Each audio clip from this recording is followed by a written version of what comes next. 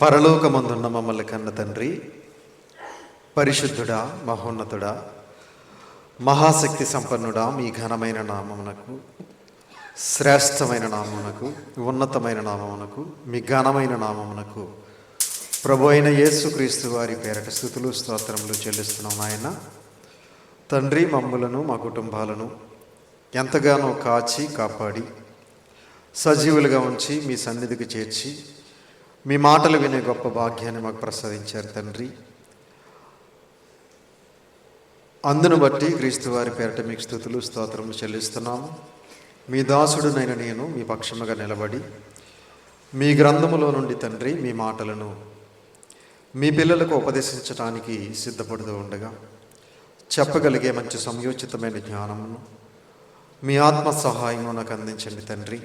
వినుచున్న మీ పిల్లలకు అర్థం చేసుకునే మనసును, గ్రహించే హృదయమును దయచేయండి నాయన.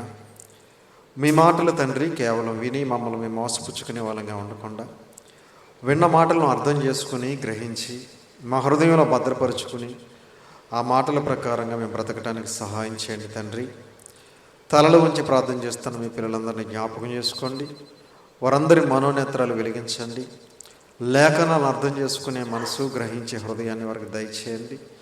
మేమందరము కూడా తండ్రి ఈ లోకంలో ఉన్నంతకాలము కూడా మీ కుమారుడైన యేసుక్రీస్తు వారి అడుగుజాడలో నడుచుకుంటూ ఆయనను పోలి జీవిస్తూ ఆయన రాకడ కోసం సిద్ధపాటు కలిగి మీరిచ్చే నిత్యరాజ్యానికి మీ మాటల ద్వారా బాటలు వేసుకోవడానికి సహాయం చేయమని, కృప చూపించమని, దయ చూపించమని, మీ కృపలో భద్రపరిచి కాచి కాపాడమని మీ ప్రియ కుమారుడును మా ప్రియ రక్షకుడైన యేసుక్రీస్తు వారి పేరిట చిన్న ప్రార్థన అడిగి వేడుకొంచున్నాము తండ్రి, ఆమె.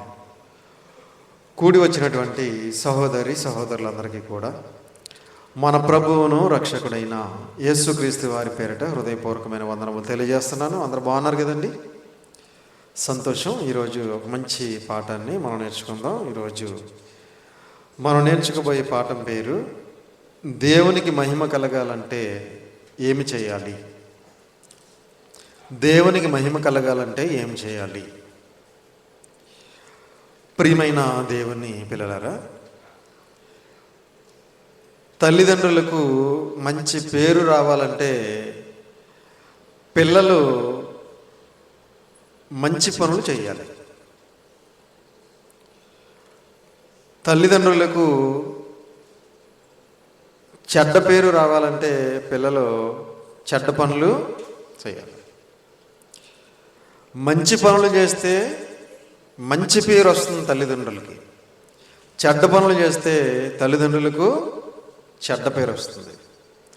అలాగే ఒక స్కూల్లో ఉన్నటువంటి టీచర్కి మంచి పేరు రావాలంటే పిల్లలు బాగా చదువుకోవాలి. చదువుకున్నప్పుడు ఆ టీచర్ గారు చెప్పారు కాబట్టి మా పిల్లలకి మంచి మార్కులు వచ్చాయి అని చెప్పుకుంటారు. అదే టీచర్ సరిగా పాఠాలు చెప్పకపోతే, సరైన విద్యను అందించకపోతే పిల్లలు ఉత్తీర్ణులు కారు. అప్పుడు టీచర్కి మంచి పేరు రాదు. అలాగే ఒక కంపెనీలో ఒక బాస్కి మంచి పేరు రావాలంటే ఆ కంపెనీలో అతని కింద ఉన్నటువంటి ఉద్యోగులు చక్కగా పని చేయాలి. సరిగా పని చేయకుండా, సరిగా ఉద్యోగానికి వెళ్ళకుండా ఉన్నప్పుడు ఆ బాస్కి మంచి పేరు రాదు. అలాగే మనందరినీ పుట్టించినటువంటి తండ్రి అయిన దేవుడు పరలోకంలో ఉన్నాడు. ఆయనకి మహిమ కలగాలంటే మనం ఏం చేయాలి? అంటే ఆయన మహిమ లేనివాడా? మనం ఏదో చేస్తేనే ఆయనకు మహిమ వస్తుందా? ఆయన మహిమ లేనివాడా అని మనం ఆలోచించగలిగితే, ఆయన మహిమ లేనివాడో లేదో ఒకసారి మనం బైబిల్ గ్రంథంలోకి వెళ్ళి చూడగలిగితే అపోస్తుల కార్యములు 7వ అధ్యాయం, అపోస్తుల కార్యములు 7వ అధ్యాయము 2-3 వచనాలు జాగ్రత్తగా చూడండి పిల్లలు. స్తెఫను గారు పలుకుతున్నటువంటి అద్భుతమైన మాట. అబ్రహాము గారి గురించి స్తెఫను గారు మాట్లాడుతున్నటువంటి మాటలు. అందుకు స్తెఫను చెప్పినదేమనగా, సహోదరులారా, తండ్రులారా, వినుడి. మన పితరుడైన అబ్రహాము హారానులో కాపురముండక మునుపు మెసొపొతేమియాలో ఉన్నప్పుడు మహిమగల దేవుడు అతనికి ప్రత్యక్షమై, మహిమగల దేవుడు అంటే దేవుడు మహిమ కలిగిన వాడేనా? దేవుడు మహిమ కలిగిన వాడేనా? దేవుడు మహిమ కలిగిన వాడే. దేవుడు మహిమ కలిగిన వాడే, మహిమ లేనివాడు కాడు. అయితే మహిమ కలిగిన దేవునికి మనుషులమైన మన ద్వారా కూడా మహిమ కలగాలని ఆయన కోరుకుంటున్నాడు. బాగా వినాలి. దేవుడు మహిమ లేనివాడు కాడు, దేవుడు మహిమ కలిగిన వాడే. అయితే ఆయన పోలికతో, ఆయన స్వరూపంతో పుట్టినటువంటి మనుషులమైన మన ద్వారా కూడా దేవుడు మహిమను పొందాలని కోరుకుంటున్నాడు. అదే విషయాన్ని ఒకసారి మన బైబిల్ గ్రంథంలోకి వెళ్ళి చూడగలిగితే మత్తయి గారు రాసిన సువార్త, మత్తయి గారు రాసిన సువార్త 5వ అధ్యాయము 16వ వచనాన్ని జాగ్రత్తగా చూడండి పిల్లలు. మత్తయి గారు రాసిన సువార్త 5వ అధ్యాయము 16వ వచనాన్ని జాగ్రత్తగా చూడండి పిల్లలు. మనుష్యులు మీ సత్క్రియలను చూసి పరలోకమందున్న మీ తండ్రిని మహిమపరుచున్నట్లు వారి ఎదుట మీ వెలుగు ప్రకాశింపనీయుడి. మత్తయి గారు రాసిన సువార్త 5వ అధ్యాయం 16వ వచనం. అందరూ చూడాలి. మనుష్యులు మీ సత్క్రియలను చూచి, మనుష్యులు మీ సత్క్రియలను చూచి పరలోకమందున్న మీ తండ్రిని, పరలోకమందున్న మీ తండ్రి ఎవరు? దేవుడు.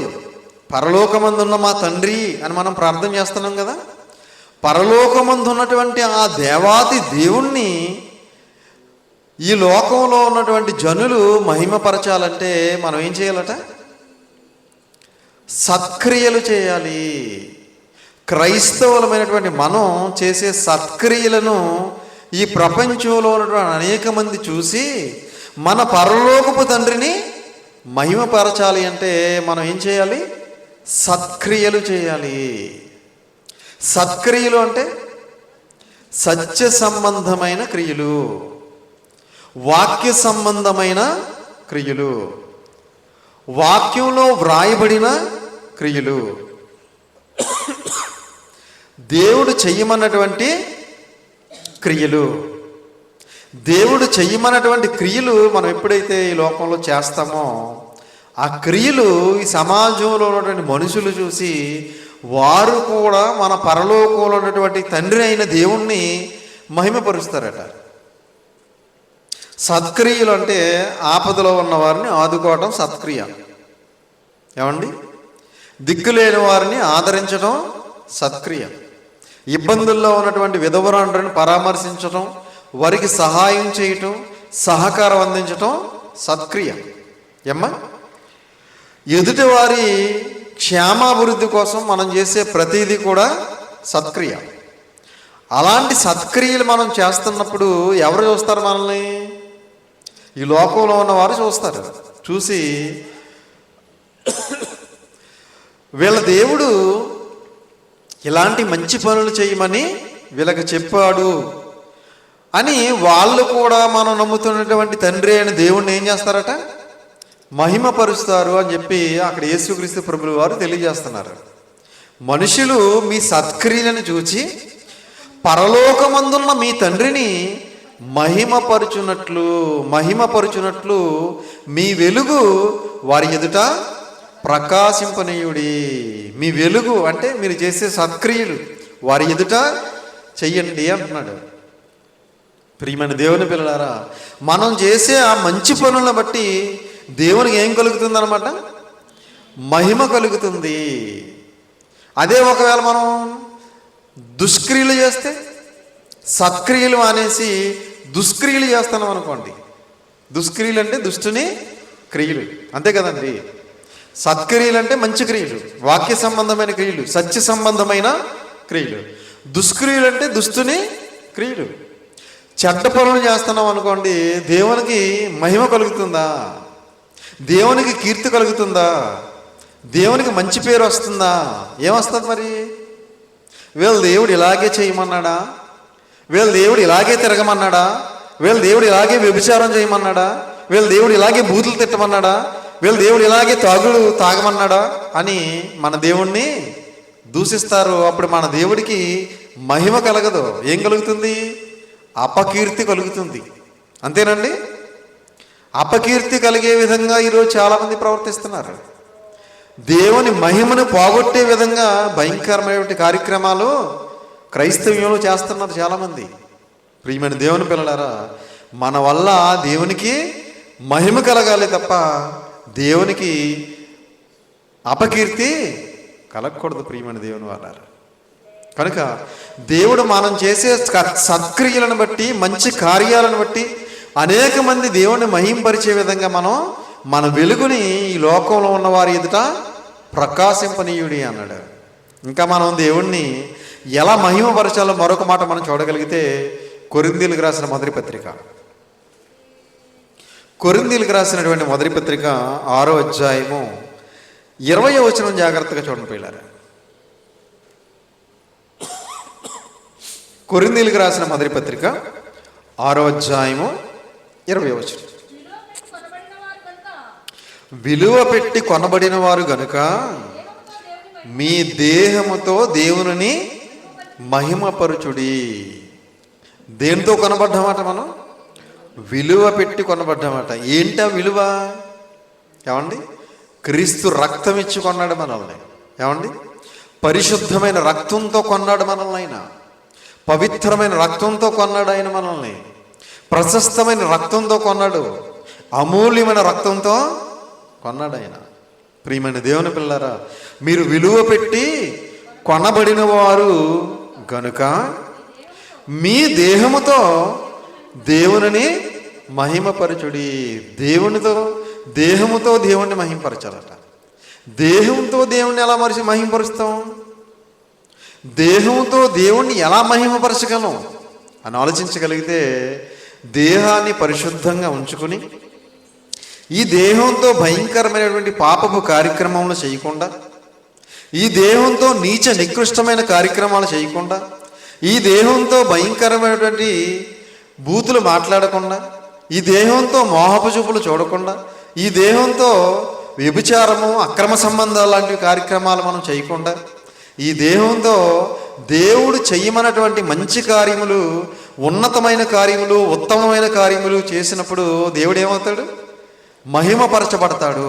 అంతేనండి? మీ దేహముతో దేవుణ్ణి మహిమపరచండి అంటే, దేహంతో మనం చేసే, దేవుని కోసం చేసే ప్రతి కార్యక్రమాన్ని బట్టి దేవుడు ఏం చేయబడతాడు? మహిమపరచబడతాడు. ఇప్పుడు దేహాన్ని తీసుకొచ్చి దేవుని సన్నిధిలో కూర్చోబెట్టి ఆ దేహంతో మనం దేవుణ్ణి ఆత్మతోనూ సత్యముతోనూ ఆరాధించినప్పుడు దేవుడు ఏమవుతాడు? మహిమపరచబడతాడు.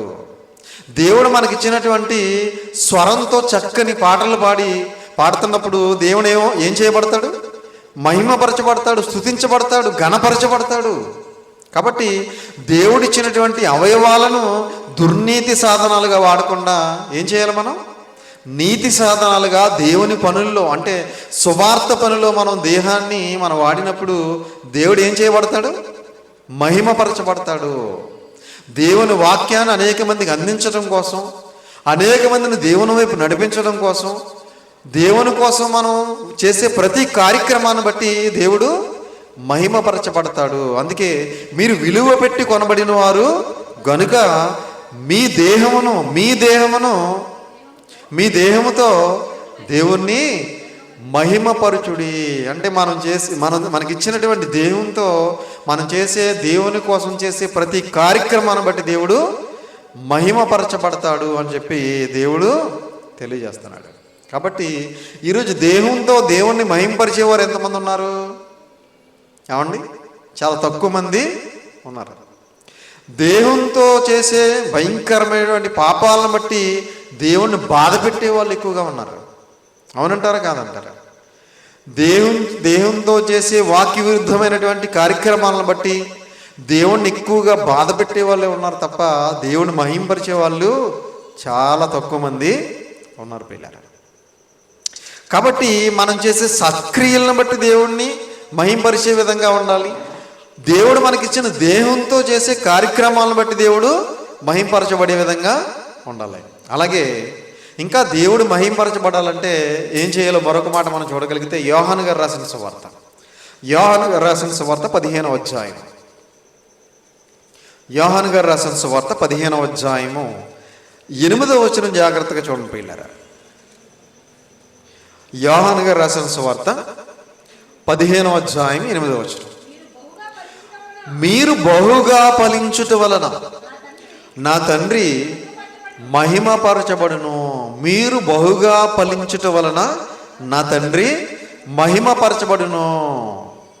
మనం బాగా ఫలాలు ఫలిస్తే తండ్రి అయిన దేవుడు ఏం చేయబడతాడట? మహిమపరచబడతాడు అని చెప్పి యేసుక్రీస్తు ప్రభువు వారు తెలియజేస్తున్నారు. మన పెరట్లో వేసుకున్నటువంటి మొక్కలు మంచి మంచి ఫలాలు మనకి ఇస్తున్నప్పుడు మనం ఏం చేస్తాం? చాలా సంతోషపడతాం. అవునా? అవునా కదండి? మనం పెరట్లో వేసుకుంటాం కొన్ని మొక్కలు. ఆ మొక్కలు మనకి చక్కగా ఆయా కాలానికి మంచి మంచి ఫలాలు మనకి ఇస్తున్నప్పుడు మనం చాలా సంతోషపడతాం, చాలా ఆనందపడతాం. ఏమండి? అదే మనం వేసుకున్నటువంటి ఆ మొక్కలు ఏ విధమైన ఫలాలు ఇవ్వట్లేదు అనుకోండి, మనం ఏం చేస్తాం? సంతోషపడతామా? బాధపడతాం. అలాగే మనం మంచి మంచి ఫలాలు దేవుని కోసం మంచి మంచి కార్యక్రమాలు, ఏమండి, దేవుని కోసం మనం మంచి మంచి పనులు చేస్తున్నప్పుడు, దేవుడు చెప్పినవన్నీ మనం చేస్తున్నప్పుడు దేవుడు ఏం చేస్తాడట? మహిమపరచబడతాడు. కాబట్టి మన నుంచి ఎన్నో ఫలాలు ఆశిస్తున్నాడు ఆయన. మన నుంచి ఏం ఆశిస్తున్నాడు? మంచి ఫలాలు ఫలించాలని. ఏమండి? దేవుడు అనుకున్నటువంటి పనులు మనం చేస్తూ, దేవుడు అనుకున్నట్టుగా మనం మాట్లాడుతూ, దేవుడు అనుకున్నట్టుగా మనం ఈ లోకంలో జీవిస్తూ, దేవుడు అనుకున్నట్టుగా మనం నడుచుకుంటూ, దేవుడు అనుకున్నట్టుగా మనం ప్రవర్తిస్తున్నప్పుడు దేవుడు ఏం చేస్తాడట? మహిమపరచబడతాడు. కాబట్టి మీరు బహుగా ఫలించుట వలన నా తండ్రి మహిమపరచబడును. మనం ఫలించాలి, దేవునిలో ఫలించాలి. ఎప్పుడు ఫలిస్తాం మనం? వాక్యం అనే విత్తనం మన హృదయంలో నాటబడినప్పుడు, అది మొలకెత్తినప్పుడు, అది వృక్షమైనప్పుడు, ఎన్నో ఫలాలు ఇచ్చినప్పుడు అప్పుడు దేవుడు మహింపరచబడతాడు. అంతేనా? అసలు వాక్యమే హృదయంలో విత్తబడకపోతే, నాటబడకపోతే, మొలకెత్తకపోతే, అది మహావృక్షంగా మారకపోతే, మంచి మంచి ఫలాలు రాకపోతే దేవుడు ఎలా మహింపరచబడతాడు? మహింపరచబడడు. అమ్మ, మహింపరచబడతాడా? ప్రియమైన దేవుని పిల్లలారా, కనుక వాక్యం అనే విత్తనం మన హృదయంలో నాటబడాలి, అది మొలకెత్తాలి, అది మహావృక్షం అవ్వాలి, ఎన్నో ఫలాలు అప్పుడు వస్తాయి. ప్రియమైన దేవుని పిల్లలారా, కనుక దేవుడు మహిమపరచబడాలంటే మన హృదయంలో విత్తబడినటువంటి వాక్యం ద్వారా మనం ఎన్నో కార్యక్రమాలు చేసేవారమై ఉండాలి. అప్పుడు దేవుడు పరలోకంలో మహిమపరచబడతాడు అని దేవుని వాక్యం సెలవిస్తుంది. అలాగే ఇంకా దేవుడు మహిమపరచబడాలంటే పేతురు గారు రాసిన మొదటి పత్రిక 4వ అధ్యాయం, పేతురు గారు రాసిన మొదటి పత్రిక 4వ అధ్యాయము 11వ వచనాన్ని జాగ్రత్తగా చూడండి పిల్లారా. పేతురు గారు రాసిన మొదటి పత్రిక 4వ అధ్యాయము 11వ వచనం. ఒకడు బోధించిన ఎడల దైవోక్తులను బోధించినట్లు బోధింపవలెను. ఒకడు ఉపచారము చేసిన ఎడల దేవుడు అనుగ్రహించు మహిమను సామర్థ్యమునుంది చేయవలెను. అందువలన దేవుడు అన్నిటిలోనూ యేసుక్రీస్తు ద్వారా మహిమపరచబడును. తీసారమ్మా? పేతురు గారు రాసిన మొదటి పత్రిక 4వ అధ్యాయం 11వ వచనం. అందరూ చూడాలి. ఒకడు బోధించిన ఎడల దైవోక్తులను బోధించినట్లు బోధింపవలెను. ఒకడు దేవుని వాక్యాన్ని బోధిస్తే ఎలా బోధించాలట? ఇది నిజంగా దేవుని వాక్యమే అన్నట్టుగా బోధించాలట. ఈరోజు బోధలు ఎలా ఉన్నాయి? ఇది నిజంగా దేవుని వాక్యమే అన్నట్టుగా ఉన్నాయండి. ఈరోజు బోధలు అలాగా లేవు ప్రియులారా. ఏమండి? ఈరోజు బోధలు అన్నీ జోకులు, కేకలు, అపహాస్యంతో నిండిపోయాయి. కట్టు కథలతో, పెట్ట కథలతో, కాకమ్మ కథలతో నిండిపోతున్నాయి సంఘాలన్నీ కూడా. దేవుని వాక్యమే బోధిస్తున్నారు వీళ్ళు నిజంగా అనే విధంగా లేదు ఈరోజు. సంఘాలన్నీ కూడా సరస్వక్తులతో, ఏమండి, పనికిరాని పలుకులతో ఈరోజు కామెడీ షోల్లాగా మారిపోయినాయి సంఘాలన్నీ కూడా. కామెడీ చేసుకుంటున్నారు ఈరోజు వాక్యంతో. సీరియస్గా చెప్పేవాళ్ళు లేరు ఈరోజు. సీరియస్గా చెప్తేనే సిన్సియర్గా తీసుకుంటారు. సిల్లిగా చెప్తే ఎవడు సిన్సియర్గా తీసుకుంటారండి. ప్రియమైన దేవుని పిల్లలారా, ఒకడు బోధించిన ఎడల దైవోక్తులను బోధించినట్లు బోధించవలెను. ఒకడు ఉపచారం చేసిన ఎడల, ఉపచారం అంటే సహకారము, దేవుని సేవలో సహకారము చేసిన ఎడల దేవుడు అనుగ్రహించే సామర్థ్యమును ఉంది చేయవలెను. ఎవడైనా ఒకవేళ దేవుని సేవకు సహకారం అందించాలని అనుకుంటే ఎలా చేయాలట? దేవుడు అనుగ్రహించే సామర్థ్యము పొంది చేయవలెను. దేవుడు మనకు సామర్థ్యాన్ని అందిస్తాడు. ఏదో ఒకటి మనం ఈ లోకంలో చేయడానికి దేవుడు మనకు సామర్థ్యాన్ని ఇస్తాడు. సంపాదించడానికి, ఈ లోకంలో ఉన్న ధనాన్ని సంపాదించడానికి దేవుడు ఏదో ఒక సామర్థ్యాన్ని కలిగిస్తాడు. దేవుడు అనుగ్రహించి సామర్థ్యము పొంది చేయవలెను. అందువలన దేవుడు అన్నిటిలోనూ యేసుక్రీస్తు ద్వారా మహిమపరచబడెను. అందువలన దేవుడు అన్నిటిలోనూ యేసుక్రీస్తు ద్వారా మహిమపరచబడెను. దేవుడు మహిమపరచబడాలంటే ఒకడు బోధించినప్పుడు సేవకుడు దైవోక్తులను బోధించినట్లుగా బోధించాలి. అలాగే ఒకడు ఉపచారం అంటే దేవుని సేవలో సహకారం చెయ్యాలనుకుంటే అతడు ఎలా చేయాలట? దేవుడు అనుగ్రహించే సామర్థ్యం పొంది అతడు చేయవలెను. అందువలన దేవుడు అన్నిటిలోనూ యేసుక్రీస్తు ద్వారా మహిమపరచబడెను. యేసుక్రీస్తు ద్వారా మహిమపరచబడెను. యుగయుగములు మహిమయు ప్రభావము ఆయనకు ఉండునుగాక. ఆమేన్. యుగయుగములు మహిమయు ప్రభావమును ఆయనకు ఉండునుగాక. యుగయుగాలు దేవునికి మహిమ ప్రభావం ఉండాలంటే మనం ఏం చేయాలంటే దేవుని గురించి సామర్థ్యాన్ని బట్టి మనం దేవుని కార్యక్రమాలు చేయాలి. అప్పుడు దేవుడు మహిమపరచబడతాడు. అలాగే దేవుడు ఇంకా మహిమపరచబడాలంటే మరొక మాట, రోమిలికి రాసిన పత్రిక 15వ అధ్యాయం. రోమిలికి రాసిన పత్రిక 15వ అధ్యాయము 7వ వచనం చూడండి పిల్లలు. రోమిలికి రాసిన పత్రిక 15వ అధ్యాయము 7వ వచనం. కాబట్టి క్రీస్తు మిమ్మును చేర్చుకొనిన ప్రకారము దేవునికి మహిమ కలిగినట్లు మీరును ఒకరినొకడు చేర్చుకొనుడి. తీసారా? రోమిలికి రాసిన పత్రిక 15వ అధ్యాయం 7వ వచనం. అందరూ చూడాలి. కాబట్టి క్రీస్తు మిమ్మును చేర్చుకొనిన ప్రకారము. క్రీస్తు మనల్ని చేర్చుకున్నాడా? చేర్చుకున్నాడు. ఎక్కడ? సంఘంలో. ఏమండి? సంఘంలో చేర్చుకున్నాడు ఆయన. క్రీస్తు మిమ్మును చేర్చుకునే ప్రకారము మీరును దేవునికి మహిమ కలిగినట్లు మీరును ఒకరినొకడు చేర్చుకొనుడి. ప్రియమైన దేవుని వారలారా, దేవునికి మహిమ కలిగినట్లు మనం కూడా ఏం చేయాలట? ఒకరినొకడు చేర్చుకోవాలి. ఎక్కడ చేర్చుకోవాలి? ఏమంటే కొంతకాలం మనతో పాటు దేవుని సన్నిధికి వచ్చి దేవుని మాటలు విని వాళ్ళు మరలా లోకంలో కలిసిపోయి లోకంలోకి వెళ్ళిపోతున్నారు. అప్పుడు ఏం చేయాలి మనం?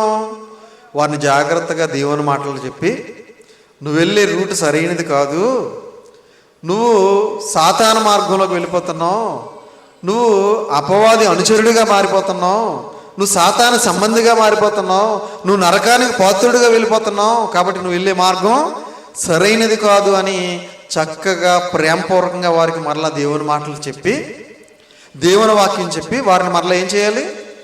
దేవునిలోకి నడిపించి వారిని మనం చేర్చుకోవాలి. అప్పుడు దేవుడు ఏం చేస్తాడట? మహిమపరచబడతాడు. క్రీస్తు మిమ్మల్ని చేర్చుకునే ప్రకారము దేవునికి మహిమ కలిగినట్లు మీరును ఒకరినొకడు చేర్చుకొనుడి. చేర్చుకుంటామండి. ఎవరైనా లోకంలో కలిసిపోతున్నారనుకోండి, సంతోషపడుతూ ఉంటారు. ఆడి పని అయిపోయింది. మనోడు దాకా భక్తుల్లాగా వచ్చాడు బైబిల్ పెట్టుకొని, ఇప్పుడు ఇదిగో బ్రాందీ షాప్ దగ్గర కూర్చుంటున్నాడు బాటిల్ పెట్టుకొని అని చాలామంది ఏం చేస్తారంటే సంతోషపడుతూ ఉంటారు. ఏమండి, ఒకడు చెడిపోతే సంతోషపడే సమాజం అండి ఇది. ఏమండి, ఒకడు చక్కగా దేవుళ్ళలోకి వచ్చాడు అనుకోండి, చాలామంది బాధపడుతూ ఉంటారు. ఏమండి, ప్రియమైన దేవుని వాళ్ళారా, ఒకడు చెడిపోతున్నప్పుడు అతను మనం ఏం చేయాలంటే దేవుళ్ళలోనికి నడిపించడానికి ప్రయత్నం చేయాలి. అప్పుడు దేవుడు ఏం చేస్తాడట, మహిమపరచబడతాడు. ఒకడినొకడు చేర్చుకోమన్నాడు కదా, చేర్చుకోవాలి, విడిచిపెట్టేయకూడదు. పోతే పోనీ ఆడి గురించి నాకెందుకు, ఆవిడ గురించి నాకెందుకు అనుకోకూడదు. ఎందుకంటే ఒక వ్యక్తి దేవుళ్ళలోంచి వెళ్ళిపోతున్నప్పుడు ఏమండి, ఒక సాటి సహోదరుడిగా సాటి సహోదరిగా మనం ఏం చేయాలి, బాధపడాలి. బాధపడి ఏదో ఒక రకంగా దేవుళ్ళలోకి నడిపించడానికి ప్రయత్నం చేయాలి. ఎందుకంటే ఒక ఆత్మ నశించిపోతున్నప్పుడు మనకి బాధ కలగాలి. ఏమండి, కొంతమంది లోకంలో వెళ్ళిపోతూ ఉంటారు, వాళ్ళని పట్టించుకోరు చాలామంది. వాళ్ళు ఎందుకు వెళ్ళిపోతున్నారో తెలుసుకుని జాగ్రత్తగా మనల్ని దేవుని మాటలు చెప్పి వారిని దేవుళ్ళలోనికి నడిపించడానికి మనం ప్రయత్నం చేయాలి. క్రీస్తు మనల్ని చేర్చుకున్నాడు కదా, మనం కూడా ఒకప్పుడు ఎక్కడ ఉన్నాం, లోకంలో ఉన్నాం, పాపంలో ఉన్నాం, దేవునికి దూరస్తులుగా ఉన్నాం, పరదేశులుగా ఉన్నాం, పరజనులుగా ఉన్నాం, దేవుని ఆజ్ఞలు లేనివారుగా ఉన్నాం, దేవుడు లేనివారుగా ఉన్నాం, ధర్మశాస్త్రం లేనివారుగా ఉన్నాం. అలాంటి మనకి దేవుని వాక్యాన్ని ఎవరో ఒకరి ద్వారా వినిపింపజేసి మనల్ని క్రీస్తు సంఘంలో చేర్చుకున్నాడు. క్రీస్తు మనల్ని చేర్చుకున్నట్టుగా మనం కూడా ఒకరినొకడు చేర్చుకోవాలని దేవుని వాక్యం సెలవిస్తుంది. అలా మనం ఎప్పుడైతే చేర్చుకుంటామో అప్పుడు దేవుడు మహిమపరచబడతాడు అని చెప్పి దేవుని వాక్యం సెలవిస్తుంది. కాబట్టి ప్రియమైన దేవుని వాళ్ళరా, ఇంకా మనం దేవుణ్ణి ఎలా మహిమపరచాలో మరొక మాట మనం చూడగలిగితే ప్రకటన గ్రంథం 14వ అధ్యాయం. ప్రకటన గ్రంథం 14వ అధ్యాయము 7వ వచనం జాగ్రత్తగా చూడండి పిల్లరా. ప్రకటన గ్రంథం 14వ అధ్యాయం 7వ వచనం. ప్రకటన గ్రంథము 14వ అధ్యాయం 7వ వచనం. ప్రకటన గ్రంథము 14వ అధ్యాయం 7వ వచనం. అతడు మీరు దేవునికి భయపడి ఆయనను మహిమపరచుడి. మీరు దేవునికి భయపడి ఆయనను మహిమపరచుడి. భయం ఉందండి దేవుడు అంటే, భయం ఉందండి ఈ సమాజానికి దేవుడు అంటే. క్రైస్తవులకి, ముఖ్యంగా క్రైస్తవులకి భయం ఉందా దేవుడు అంటే? అస్సలు భయం లేదండి దేవుడు అంటే. భయం ఉంటే అలాగెందుకు బ్రతుకుతారు? భయం ఉంటే ఆరాధన ఎందుకు మానేస్తారు? భయం ఉంటే వాక్యానికి విరుద్ధమైన కార్యక్రమాలు ఎందుకు చేస్తారు? భయం ఉంటే అక్రమ సంబంధాలు ఎందుకు పెట్టుకుంటారు? భయం ఉంటే వ్యభిచార కార్యక్రమాలు ఎందుకు చేస్తారు? భయం ఉంటే భయంకరమైన త్రాగుడు లాంటి వ్యసనాలకి ఎందుకు బానిసవుతారు? భయం లేదు కాబట్టే ఈరోజు నిర్భయంగా ఇలాంటి నికృష్టమైన కార్యక్రమాలన్నీ చేస్తున్నారు. అవునంటారు కాదంటారు? నిజంగా భయం ఉన్నవాడు ఎవడో కూడా దేవునికి విరుద్ధమైన కార్యక్రమాలు ఏమీ చేయడు, దేవునికి వ్యతిరేకమైన మార్గంలోకి వెళ్ళడు. దేవుడంటే భయం లేదు కాబట్టి ఈరోజు భయం విడిచి నిర్భయంగా భయంకరమైనటువంటి కార్యక్రమాలు చేస్తున్నారు. అందుకే మీరు దేవునికి భయపడి ఆయనను మహిమపరచుడి. దేవునికి భయపడి ఆయన మహిమపరచాలి. భయమే లేనప్పుడు ఆయన్ని ఏం మహిమపరుస్తాం? ఏమండి, ఇప్పుడు తల్లిదండ్రులు అంటే భయం లేదనుకోండి, వాళ్ళు చెప్పిన మాట ఏమంటారు? భయం ఉంటేనే తండ్రి చెప్పిన మాట, తల్లి చెప్పిన మాట వింటారు. అంతే కదండి. భయం లేనప్పుడు వాళ్ళు ఎన్ని చెప్పినా వినరు, వీళ్ళు పట్టించుకోరు. అవునా? కాబట్టి తల్లిదండ్రులు అంటే భయం ఉన్నవాడు తల్లిదండ్రులు చెప్పిన మాట వింటాడు. దేవుడు అంటే భయం ఉన్నవాడు దేవుడు చెప్పిన మాటల ప్రకారంగా జీవిస్తాడు. ఈరోజు దేవుడు చెప్పిన మాటల ప్రకారంగా జీవించట్లేదంటే, నడవట్లేదంటే, ప్రవర్తించట్లేదంటే దేవుడు అంటే భయం ఉన్నట్ట, భయం లేనట్ట? భయం లేదు ప్రియమైన దేవుని వాళ్ళరా.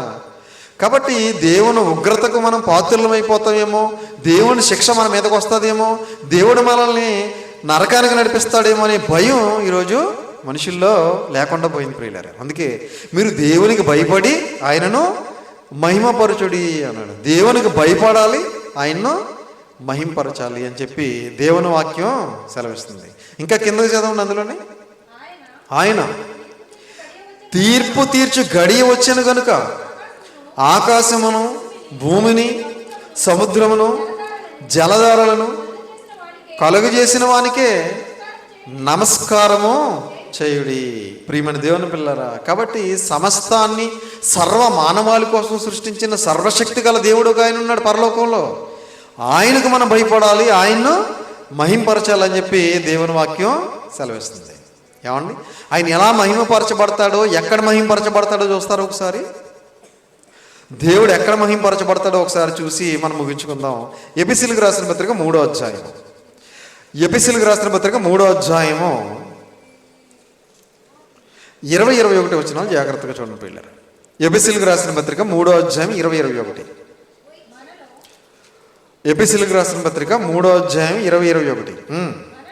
మనలో కార్యసాధకమైన తన శక్తి చొప్పున మనం అడుగు వాటన్నిటికంటేను ఊహించే వాటన్నిటికంటేను అత్యధికముగా చే శక్తి గల దేవునికి క్రీస్తు యేసు మూలముగా సంఘములో తరతరములు సదాకాలము మహిమ కలుగునుగాక.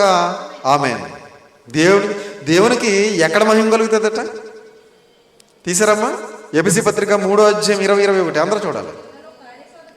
మనలో కార్యసాధకమైన తన శక్తి చొప్పున మనం అడుగు వాటన్నిటికంటేను ఊహించే వాటన్నిటికంటేను అత్యధికముగా చేయు శక్తి గల దేవునికి క్రీస్తు యేసు మూలముగా సంఘములో ఏ సంఘంలో అమ్మా? ఏ సంఘం? ప్రపంచంలో 60,000 సంఘాల పైన ఉన్నాయి. మరి ఏ సంఘంలో యేసుక్రీస్తు ద్వారా ఆయనకు సదాకాలం మహిమ కలుగుతుంది? ఏమంటే బైబిల్లో ఎన్ని సంఘాలు ఉన్నాయి? ఒకటే సంఘం ఉంది. ఏంటా సంఘం? క్రీస్తు ఎన్ని సంఘాలు స్థాపించాడు? క్రీస్తు ఎన్ని సంఘాలు కడతానన్నాడు? ఈ బండ మీద నా సంఘమును కట్టుదును, పాతాళలో ఒక ద్వారములు దాని ఎదుట నిలువనేరవు అని చెప్పాడు. ఏమండి? ఈ బండ మీద నా సంఘమును కట్టుదును అన్నాడు. ఏ సంఘం? క్రీస్తు సంఘం. దేవుడు తన స్వరక్తం ఇచ్చి సంపాదించిన తన సంఘము అన్నాడు. స్వరక్తం ఎవరిచ్చారు? క్రీస్తు ఇచ్చాడు. దేనికోసం ఇచ్చాడు? సంఘం కోసం ఇచ్చాడు. ఏ సంఘం? క్రీస్తు సంఘం. ఏమండి? ఆ క్రీస్తు సంఘంలో యేసుక్రీస్తు ద్వారా సదాకాలము దేవునికి ఏం కలుగుతుందట? మహిమ కలుగుతుంది. ప్రియమైన దేవుని పిల్లారా, మిగిలిన సంఘాలలో సదాకాలము యేసుక్రీస్తు ద్వారా దేవునికి మహిమ కలగదా? మరి ఇంకా ప్రపంచంలో చాలా సంఘాలు ఉన్నాయి కదా. ఆ సంఘాలలో యేసుక్రీస్తు ద్వారా దేవునికి సదాకాలము మహిమ కలగదా అంటే కలగదు. ఎందుకంటే ఆ సంఘాలేమి కూడా బైబిల్లో లేవు. అక్కడెక్కడా కూడా అపోస్తలుల బోధ అనేది లేదు. ఆ సంఘాల కోసం క్రీస్తు రక్తం చిందించలేదు. ఆ సంఘాలు క్రీస్తు స్థాపించలేదు. ఆ సంఘాలు స్థాపించిన వ్యక్తులు చాలామంది లోకంలో ఉన్నారో లేరండి? కాబట్టి క్రీస్తు సంఘం అనే దానిని మాత్రమే క్రీస్తు స్థాపించాడు. క్రీస్తు సంఘం కోసమే క్రీస్తు ప్రారంభం పెట్టాడు. క్రీస్తు సంఘం కోసమే క్రీస్తు రక్తాన్ని చిందించాడు.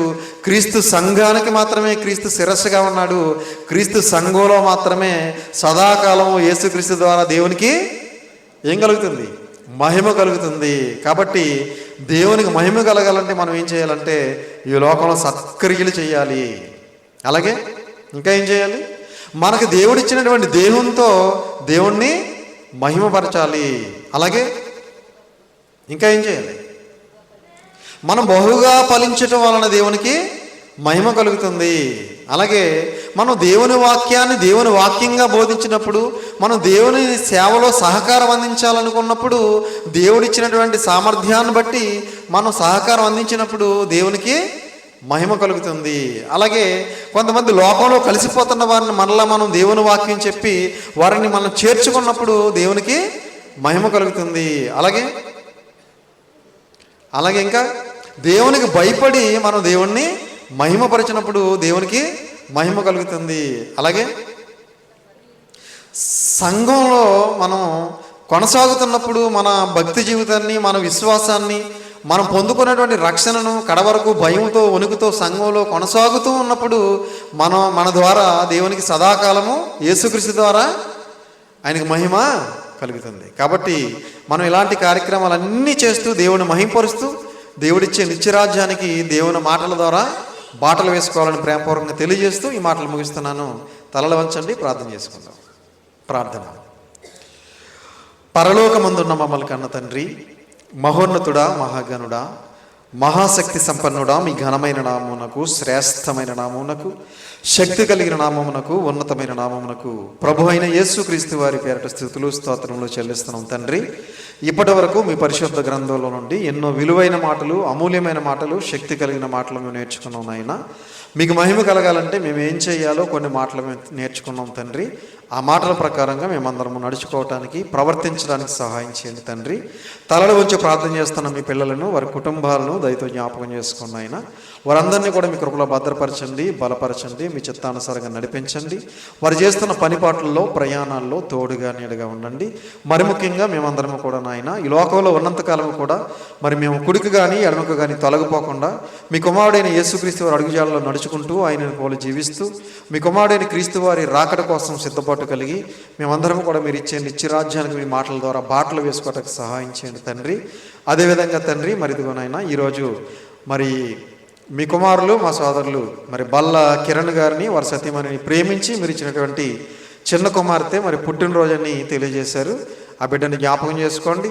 ఆ బిడ్డ తండ్రి మీ జ్ఞానమందు, మీ దయందు, మనుషుల దయందు, వయసునందు వర్ధిల్లుచు మరి భవిష్యత్తులో మీకు ఇష్టమైన మంచి కుమార్తెగా, మంచి విశ్వాసురాలుగా, నీతిమంతురాలుగా, పరిశుద్ధురాలుగా, యథార్థవంతురాలుగా, భక్తురాలుగా జీవించడానికి సహాయం చేయండి. బిడ్డకు కావాల్సిన ఆరోగ్యమును, శక్తిని, బలమును, జ్ఞానమును, బుద్ధిని, వివేకమును, తెలివిని ఆ బిడ్డకు అనుగ్రహించండి. వారి కుటుంబ సభ్యులందరినీ కూడా జ్ఞాపకం చేసుకోండి. మీ కృపలో భద్రపరచండి, బలపరచండి, మీ చిత్తానుసారంగా నడిపించి సమస్త మహిమ, ఘనత, ప్రభావాలు మీరే పొందుకోమని మీ ప్రియ కుమారుడును మా ప్రియ రక్షకుడైన యేసుక్రీస్తు వారి పేరట చిన్న ప్రార్థన అడిగి వేడుకొంచున్నాము తండ్రి. ఆమేన్. అందరికీ వందనాలు.